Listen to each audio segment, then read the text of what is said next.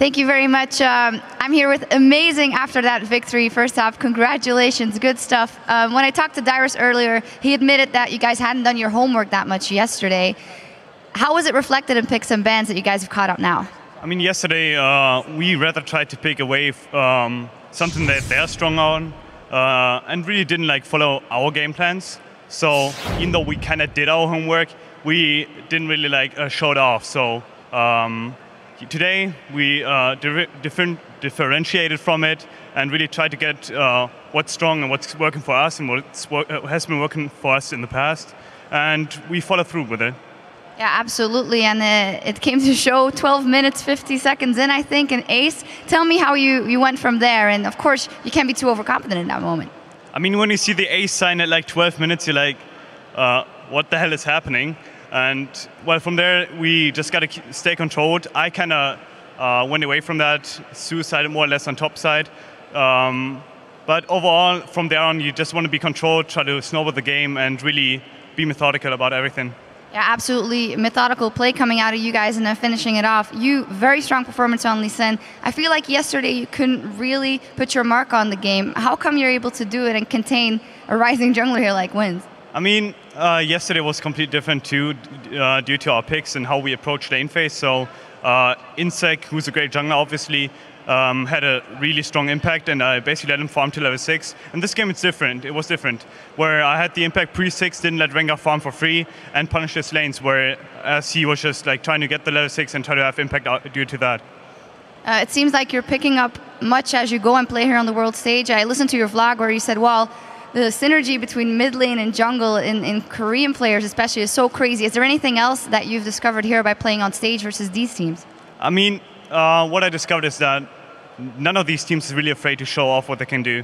And they bring the aggression, they bring whatever they have on this stage. And sometimes in SCS you see people being frightened, maybe have the stage fright, but here in World Stage everyone is experienced and everyone knows what to do, and they showed well. Finally, give me the lowdown on the group. Do you think SK will be able to rack up those wins to go through possibly, or will it be a toss-up between you guys and TPA and who will get it? SK has shown great promise today, even though they're still playing with sub jungler. So I expect them to at least go with 1 or 2 wins. Obviously not versus us, but they will still get some wins. But overall, I don't think they will be able to make it because it's just too far behind right now. So it's basically a toss-up between us, TPA, and SHRC, and we'll just see who comes through with that. All right. Well, good luck. Fantastic game here. Thank you. Thank you. All right. Now let's go back over to the guys at the desk to break things down. Thank you very much. And a pretty solid game, I think, from Team SoloMid. I want to go back to picks and bans.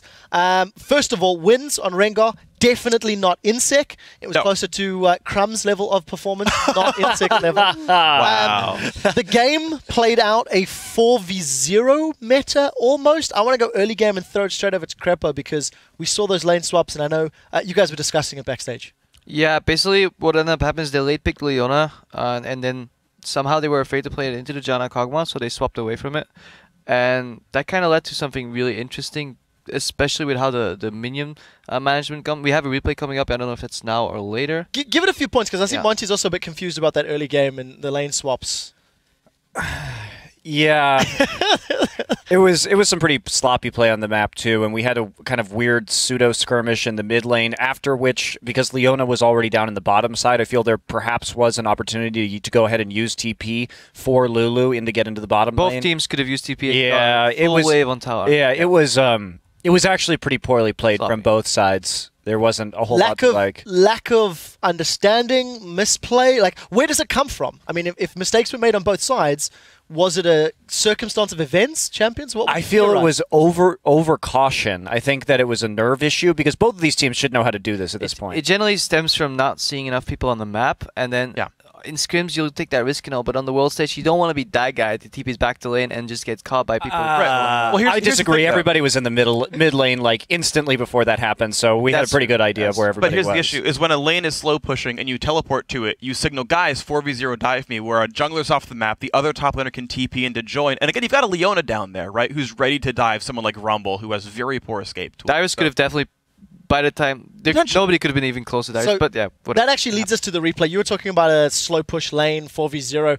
You were very excited about one particular lane management. Moderately excited. So let's show the replay where it's meant to be shown. Yeah, okay, so basically what's happening right now, so if we roll the clip right now, you're going to see what happens in the standard, like, 2v1. Basically, someone's going to walk out of the brush, get those melee minions, I go on the same target, then walk back into the brush, and that will allow those melee minions to take one target down. So that's the standard freeze, right? If we keep going, we're going to see that. But I don't want to be mocking Jay here, but he's going to do something but I don't really think is too smart. He wants that relic stack, and that sweet, sweet 20 gold he got there actually screwed up the freeze. If you run it really slow, you'll notice how there's one range creep barely on enough HP to get like 5 extra auto attacks, and that will actually break the freeze, and it'll slowly push away. In return, what's going to happen is TPA is going to realize it's like, yeah guys, we can't leave our AD carry alone, because if we free up the support, somebody's just going to walk up and take all that XP.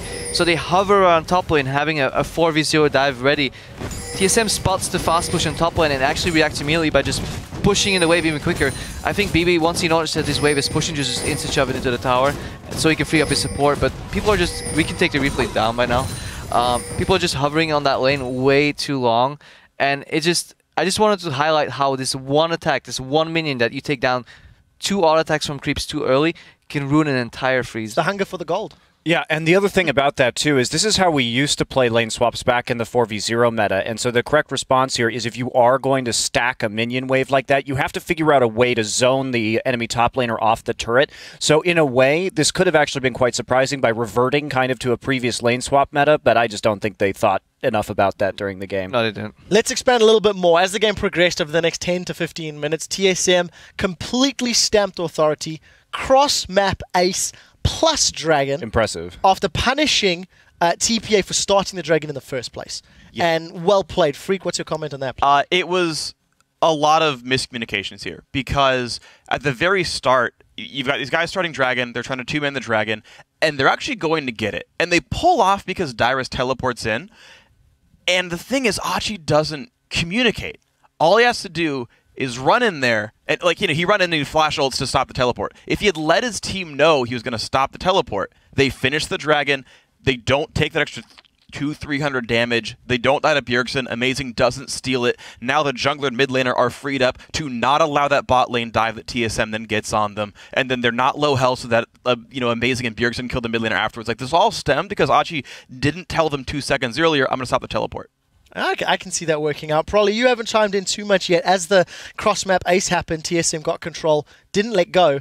They pushed all the way through to the end. What was your take on the matchup? I mean, Xerath being played by Bjergsen, he went 5-0-5. Your take on TSM? I mean, you know them fairly well.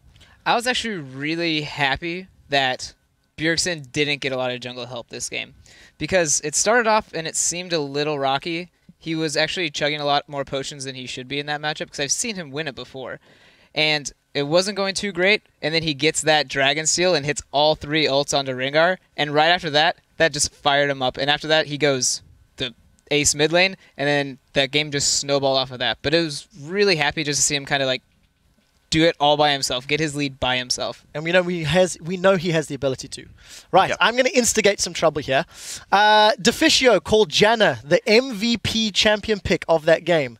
Nami was available. Earlier today, Monte Cristo was not convinced that Janna is a good support, and whoa! In contrast to Nami, no. Explain why. No. What do you think? Okay. In that specific composition, in this composition, if we're looking at TSM, when you have, let's talk about the win conditions here. You want to get that mid-game power spike with Kog'Maw, Trinity Force, Athene's onto Xerath, and then have Rumble with, it doesn't even matter how, Rumble can have no items, really. Like, it doesn't matter. And then you want to group up. If you get the shield onto Kog'Maw, he can W the turret safely. You can poke people off. If you need to, you can Rumble ult. You've got great Dragon control if you poke, and you have great early siege. And with the cross-map ace, they got a 14-minute Trinity Force onto Kog'Maw. This is a great power spike. Now, my complaint about the way they played this out was that come 22, 23 minutes, they actually grouped too late. After the initial ring of towers went down, they seemed to start thinking about Baron a little bit. They were not very decisive, and so this game probably should have been over about 8 to 10 minutes sooner. Once they figured it out, and they actually managed to group together as 5, use that Rumble ult to start taking towers, it started working really well. The pink wards on the flank, you know, perfect. Yeah. But I'm concerned about how fast they can make decisions, because then against a good team, you leave a window to get back into the game. Yeah, and I agree. Janna is this great, again, 20-minute, champion. I think she actually scales just fine throughout the game. The interesting thing about this was I also still contest that was a fine pick in the prior matchup where we were all disagreeing on whether Janna was good or not. My basic thrust here is Janna is that good, and the 20-minute push is that good that even if she doesn't fit the comp exactly, we've seen champs that you pick regardless of their place in the game anyway. Champions like Kayle, champions like Maokai, Apachigo especially, where no matter what, you pick them anyway because they're just that good. I think Janna's there for support, so that's my thrust on that one. Day 2, I got to get a thought from Crepa before we roll on, and we will continue this round 3 of Janna versus X fight later. Yeah, I just think TPA made Janna the MVP pick because Janna was up on the board already, and then they picked Rengar and Leona into it. It's like, hey, we have this crazy disengage support. You know what we're going to pick? Engage. Yeah, and then, oh yeah, I have this one solar flare that's going to screw your team over. Oh, you have Mikhail's? I can't do anything anymore. Or I have to swap away from you. They could have picked anything else, and they could have maybe even won that lane. I think a well-played Braum Tristana can beat any Kog'Maw lane, which I'm very passionate about. You guys are already tired of me talking about that all the time. But I'm really disappointed with the Leona pick and the Rengar pick to an extent, and I think that just made Janna the MVP pick. Yeah, I agree. I think you either pick a matchup that wins the 2v2, or you switch your pick and get a split pusher to beat a Siege comp and just try to buy time. All right, we do need to roll this one on. We will talk more a little later in the day. Right, there's still one more game to be played, so let's take a quick look at how the table is set. I'm going to quickly rattle off the results before we go to this ad break. Samsung White is 3-0 at the top of the table after scoring that pentakill, taking down Dark Passage. Group B, Starhorn Royal Club, top of the table, 3-0. Team SoloMid sitting relatively comfortable second. Taipei Assassins, the hometown hero, is going to have to pull this one back. Anyways, guys, we are going to take one last break before our final game of the day. It's LPL's Edward Gaming versus AHQ Esports Club. Stay with us.